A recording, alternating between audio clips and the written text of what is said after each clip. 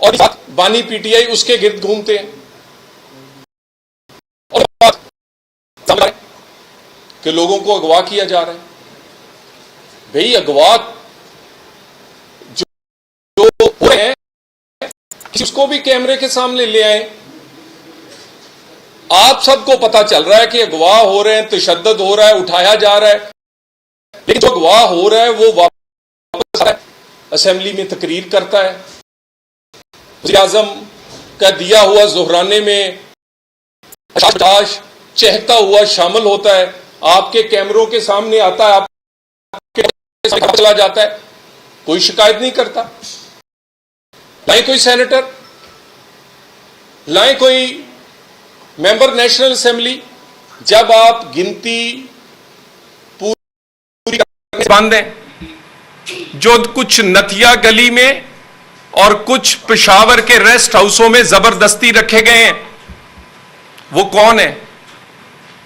जो आपके अपने मेंबर्स हैं जिन पर आपको इतबार नहीं, और कोई अगवा नहीं हुआ। और ये तरमीम बड़ी पुरानी ड्यू थी। पाकिस्तान की पार्लियामेंट जिस दिन से 19वीं तरमीम हुई है वो खुद मगवी है। ये 26वीं तरमीम होगी तो पार्लियामेंट को भी रहाई नसीब होगी। ये बहुत देर पहले होनी चाहिए थी और पार्लियामेंट से पार्लियामेंट का रोल ही ले लिया गया था। यानी पार्लियामेंट ना अपने बनाए गए आइन का तहफ़्फ़ुज़ कर सकती थी, जब दिल चाहता था उस पर मोहर लगा दी जाती थी एलएफओ की, पीसीओ की, और ना ही ये पार्लियामेंट इतनी कमजोर थी कि अपने बनाए हुए वजीर आजम का तहफ़्फ़ुज़ कर सकती थी। कभी उसका वजीर आजम को फांसी के फंदे से और किसी वजीर आजम की सियासत को ताहयात नाहिली से लटका दिया जाता था। ऐसी कमजोर म्यूनिसिपल कॉरपोरेशन भी नहीं होती। इस पार्लियामेंट ने बहुत ही कॉम्प्रोमाइज किया है और कोशिश की है कि वो अदारों को के सामने खड़े होने की बजाय या अदारों को के किए गए फैसलों पर अमल की बजाय उनके फैसलों को रिवर्ट करे। उन्होंने बहुत मौका दिया अदारों को, और ऐसी पार्लियामेंट जो अपना आइन और अपना वजीर आजम नहीं बचा सके, उस पार्लियामेंट ने पाकिस्तान के लोगों को इंसाफ या खुशहाली क्या देनी है? तो ये तरमीम आज से नहीं, ये दो पुरानी, जब से मुशर्रफ दौर था उस वक्त से डिस्कस हो रही है, और ये तरमीम होगी तो उम्मीद है जो हमने पुराना लॉन्ग मार्च किया तो हमने अदलिया की बहाली के लिए था, लेकिन हमें नहीं पता था कि अदलिया वहां की वहां ही रह गई, जज बहाल हो गए, जज आजाद हो गए। हमें अदलिया को आजाद करवाना है, निजाम अदल को आजाद करवाना है, और इस सारे प्रोसेस में बिलावल भुट्टो साहब का role man of the match का है। और उन्होंने, और उसके बाद मौलाना साहब ने, ताखीर जरूर हुई लेकिन कम अज कम उन्होंने किसी का हीला बहाना रहने नहीं दिया। किसी को यह कहने का मौका नहीं मिलेगा कि किसी को ड्राफ्ट नहीं मिला, किसी को मौका नहीं मिला, डिस्कशन नहीं हुई, और कम अज कम लोगों को और पार्टियों को जो अब इसका हिस्सा नहीं बन रही उनको एक्सपोज कर दिया है। और ये अपना रोल ना हुकूमत में कर सके हैं और ना अपना रोल ये आज अपोजिशन में कर रहे हैं। और इससे पहले कल जो वजाहत आई थी उसकी टाइमिंग भी मैं कह चुका हूं कि वो मुनासिब नहीं लगती थी। लगता इस तरह था कि वो होने वाली ये जो कानून साजी है शायद उस तनाजर में कोई वजाहत आई। हमारे लिए तमाम जज साहिबान काबिल इज्जत हैं, ना किसी को रोकने के लिए और ना किसी को लाने के लिए तरमीम हो रही है। 2004, 5, 6 जब ये सीओडी हो रहा था, जब इस पर काम हो रहा था, इस पर अमल होने का आगाज हुआ था, और इससे सबसे बड़ा अमल इस पे 18वीं तरमीम में हुआ था, उस वक्त इनमें से बहुत सारे जज साहिबान तो नौकरियों में नहीं थे। तो ये किसी की जात के बारे में नहीं है। बाकी अगर इस तरमीम को कोई एनआरओ बनाना चाहता है, या इस तरमीम से इससे पहले एससीओ पर हमलावर होकर एनआरओ लेना चाहता था, या 9 मई जैसे वाकया करके और आईएमएफ को खत लिख के ब्लैकमेल करना चाहता था, तो वो बिल्कुल क्लियर फैसला है कि हुकूमत कोई ब्लैकमेल नहीं होगी। हां, बात करती है, बात करके हमने आपको दिखाई है। कंसेंसस पैदा करने की कोशिश को हमारी कमजोरी समझा गया। हुकूमत को ताने दिए गए, इत्तेहादियों को ताने दिए गए कि नंबर्स पूरे नहीं। बात नंबर्स की नहीं थी, बात थी कि नंबर्स इतने हों कि कंसेंसस पैदा हो जाए। मगर कंसेंसस पैदा उन लोगों से हो सकता है जो कि किसी असूल पर, किसी कानून पर खड़े हो। जो लोग सिर्फ किसी की जात के गिर्द सियासत कर रही हो पार्टी, वो खड़ी नहीं हो, वो आपके किसी असूल जाब्ते पे खड़ी नहीं हो सकती। और मैं ये बात की दोबारा कह दूं कि इन्होंने जो वहां कहा है कि जेल में सहूलतें नहीं हैं, पहले भी जेल के मुतल्लिक हाई कोर्ट्स में रिपोर्ट्स गई। पाकिस्तान का वीआईपी तरीन कैदी है, ये आप सारे जानते होंगे। कभी होटल बुक करवाना हो तो वो कई साइट्स पर होटल बुक करवाते हैं, तो वो पूछते हैं कि इसमें एक्सरसाइज मशीन होगी, किचन होगा, इसमें डबल बेड होगा। इन्होंने तो जेल इस तरह बुक करवाई है जैसे ऑनलाइन बुकिंग करवाई हो सहूलतें, कि इनके लिए एक्सरसाइज मशीन होगी, अलहदा किचन होगा, दिन रात डॉक्टर होगा, इनके लिए 2-3 इन्हें वहां पर मुलाजमीन दिए जाएंगे। सुबह इन्हें इंग्लिश अखबार मिलेगी, शाम को उर्दू अखबार मिलेगी।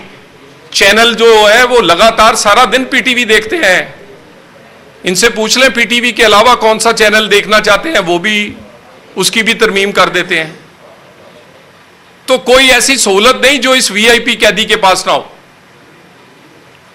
एक सीख सहूलत नहीं दे सकते जो एनआरओ है। 190 मिलियन वापस कर दें, तोशा खाना खुद और आपकी बेगम हार वो जो छुपाए हुए हैं वो वापस कर दें। आपसे कोई लड़ाई नहीं है। 9 मई की माफी नहीं, 9 मई जिन्होंने किया है और जिस तरह करवाया है उसको बयान भी करें, तस्लीम भी करें, और जिनसे करवाया है वो सजा भी भुगतेंगे। बाकी सियासत भी चलेगी, पार्लियामेंट भी चलेगी इंशाअल्लाह ताला। और कल सुबह तक, कल का जो सूरज है वो पाकिस्तान में अदलिया रिफॉर्म्स, पाकिस्तान में सियासी इस्तेकाम, और पाकिस्तान में उस सियासी इस्तेकाम लेके आएगा जो मुआशी इस्तेकाम लेकर आएगा, जिससे गरीब का चूल्हा चलेगा, पाकिस्तान की इकोनॉमी चलेगी, स्टॉक एक्सचेंज चलेगी, रुपया तकड़ा होगा, एससीओ जैसी और कॉन्फ्रेंसें होंगी, सीपेक 2 होगा। इंशाअल्लाह ताला इस तरह की और भी तरमीम करनी पड़ी, जिस वक्त भी करनी पड़ी। पार्लियामेंट का यह हक है और पार्लियामेंट इसीलिए वजूद में आती है। वो जब चाहेगी, जिस वक्त चाहेगी, तरमीम कानून साजी करेगी।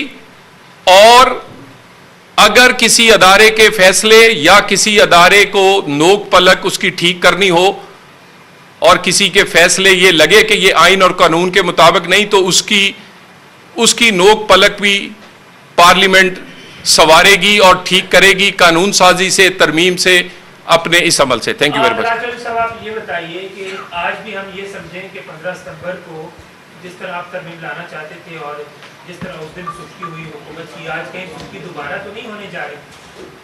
देखिए, मेरी गुजारिश आपसे मैं दोबारा कर दूं, अगर आप हमारी इस जमहूरी सोच को, सियासी सोच को सुबकी कह रहे हैं, तो मैं एक सियासी कारकुन हूं। मेरे लिए बातचीत करना, टेबल पर बैठना, कंसेंसस पैदा करना, ये एक फख्र की बात है। और हमने जो लोग ये कहते थे कि मुसव्वदा आया नहीं और वो ऊपर से अचानक आएगा, किसी को पता नहीं लगेगा, कोई कमेटी नहीं बनी, कोई डिस्कशन नहीं हुई, आज वो किधर है? आपकी कैमरों के सामने कितनी कमेटी मीटिंग्स हुई हैं, 1 दर्जन के करीब मुलाकातों से। आपके पिछले 2 महीने से आपके अगर चैनल्स के टिकर्स और खबरें देखें तो रहनुमाओं की मुलाकातें, पार्टीज के इजलास इसी तरमीम और इसी कानून साजी के लिए के गिर्द घूमती हैं। तो मेरा ख्याल है नंबर्स हुकूमत का मसला नहीं था, हुकूमत का मसला कंसेंसस पैदा करना था, जिसकी कोशिश की गई।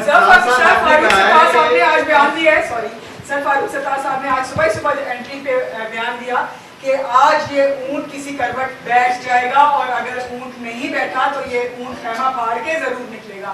तो क्या ये ऊंट खैमा फाड़ के निकला है?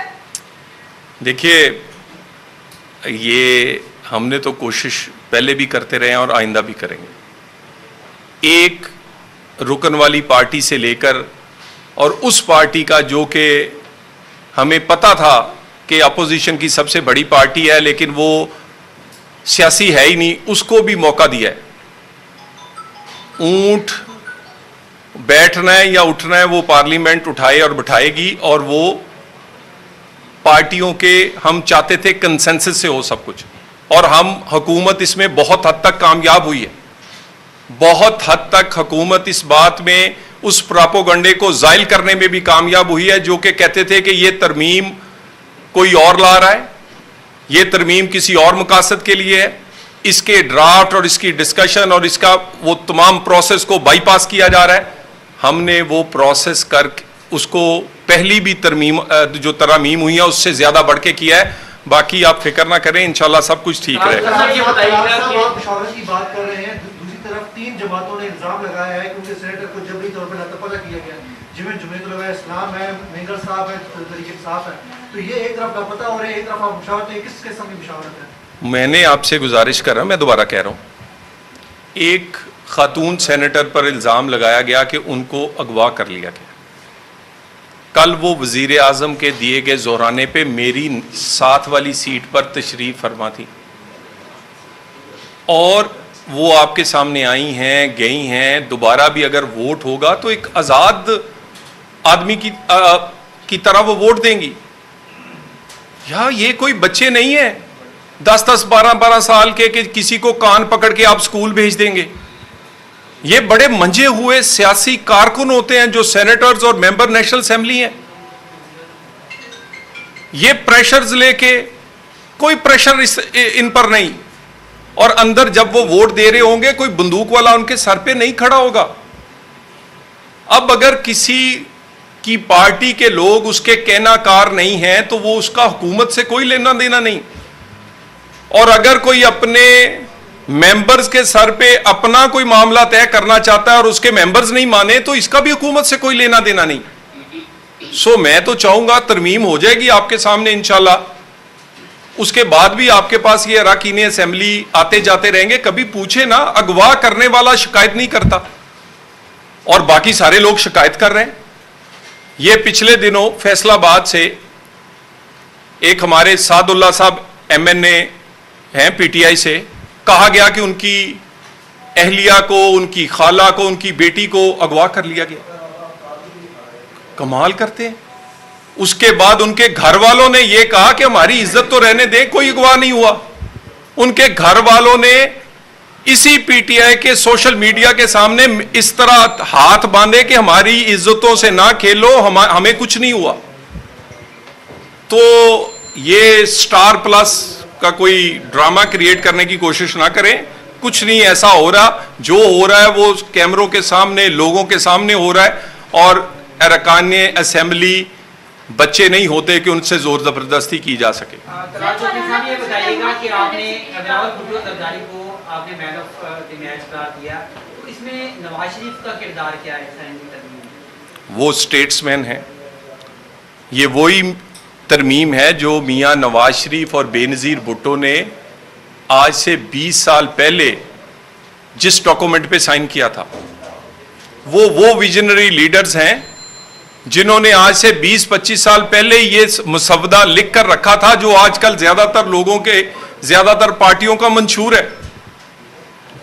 और वो पंजाबी कहते ने कि बाबियां तो बगैर बकरियां नहीं चरदियां। वो मियां नवाज शरीफ लीडर है और पाकिस्तान की सियासत घूमती उसके गिर्द है। और अल्हम्दुलिल्लाह वो एक मुस्बत तरीके से पाकिस्तान को आगे बढ़ाना चाहते हैं, नौजवानों को रोजगार मिल सके, पाकिस्तान का रुपया तकड़ा हो, पाकिस्तान में कारोबार चले, पाकिस्तान में रोजगार हो, पाकिस्तान में अमन हो। और उनकी अना ईगो जो है वो पाकिस्तान से बड़ी नहीं है, वो हम सब कुछ पाकिस्तान पर बहुत कुछ सह लेते हैं, लेकिन पाकिस्तान को कोई तकलीफ नहीं होने देते। तलाल चौधरी साहब ये बताएं, मियां साहब की खिदमत तो मुल्क के लिए बहुत है, आप भी इसको एतराफ़ कर रहे हैं, पर वो वज़ीर आज़म क्यों नहीं बन सके, क्या वजह? देखिए, गुजारिश ये है कि मियां नवाज शरीफ का ये अपना फैसला है, और मियां साहब, मैं समझता हूँ एक सियासी कारकुन के तौर पे कि मियां साहब खुद वज़ीर आज़म होते और उसकी बजाय उनके भाई और हमारे शहबाज शरीफ साहब दूसरी दफ़ा वज़ीर आज़म और उनकी बेटी वज़ीर आला हैं, ये ज़्यादा बड़ी खबर है, ये ज़्यादा बड़ी सियासी कामयाबी है मुस्लिम लीग नून की और मियां नवाज शरीफ की। और हमने हमेशा कहा है कि वज़ीर आज़म नवाज शरीफ होगा या नवाज शरीफ का होगा, तो अल्हम्दुलिल्लाह वज़ीर आज़म नवाज शरीफ का ही है। आईनी अदालतों के क़याम के हवाले से मुस्लिम लीग नून का क्या स्टांस है? यार आप तक आज तक यही नहीं पता चला? वो बड़ा लंबा चौड़ी डिस्कशन हुई है, वो सारी डिस्कशन हमारा जो स्टांस है वो ऑलरेडी COD में बड़ा क्लियरली हमने मेंशन किया है और उस पर हम अमल करना चाहते थे, मगर जो कंसेंसस पैदा हुआ है वो भी इसी आईनी अदालत के हवाले से बेंच या दूसरा, वो हमने कंसेंसस थोड़ी बहुत उसमें तरमीम हुई है, लेकिन कॉन्सेप्ट वही है जो मियां नवाज शरीफ और बेनज़ीर भुट्टो ने COD में दिया था। अच्छा सर, आपने कहा कि सर ये बताइएगा, अभी हम प्रेस कॉन्फ्रेंस में PTI की सुनी, वो भी इल्ज़ाम आयद कर रहे हैं कि सुप्रीम कोर्ट को अपनी मर्जी से आप आईनी तरमीम की मदद से चलाना चाह रहे हैं। आपने भी अभी बात की कि आप नो कल किसी इदारे की दुरुस्त करनी पड़ी तो आप करेंगे, तो सर इस क्या सुप्रीम कोर्ट के हवाले से कुछ हुकूमत करने जा रही है इस आईनी तरमीम के बाद? सुप्रीम कोर्ट, देखिए मेरी बहन गुजारिश ये है, यकीनन जो तरमीम होंगी उसमें सुप्रीम कोर्ट की रिफॉर्म होने जा रही है, और ये दुनिया की वाहिद अदलिया है जिसके जज साहिबान की हायरिंग और फायरिंग का एक ऐसा सिस्टम है पूरी दुनिया में नहीं है। और इस अपॉइंटमेंट्स पे जो 18वीं तरमीम में एक बड़ी डिटेल मुशावरत के बाद जो तरमीम हुई थी उसको ज़बरदस्ती से, वो मैं तो हमेशा कहता हूँ कि गर्दन पे गोडा रख के वो दोबारा से 19वीं करवाई गई। तो अगर 19वीं तरमीम ना होती तो शायद आज वाली तरमीम की ज़रूरत ना पड़ती। Thank you very much. रहनुमा पाकिस्तान मुस्लिम लीग नून सेनेटर तलाल चौधरी मीडिया से गुफ्तगू कर रहे थे। उन्होंने कहा कि तमाम सियासी जमातों से आईनी तरमीम के मुसव्वदे पर मुशावरत हुई। आईनी तरमीम से पाकिस्तान में सियासी इस्तेहकाम आएगा। तहरीक इंसाफ ने आज न्यूज़ कॉन्फ्रेंस में फिर वही रोना रोया जो हमेशा से उनका वतीरा रहा है। आईनी तरमीम के लिए नंबरपुरे में इत्तफाक राय से आगे बढ़ना चाहते हैं।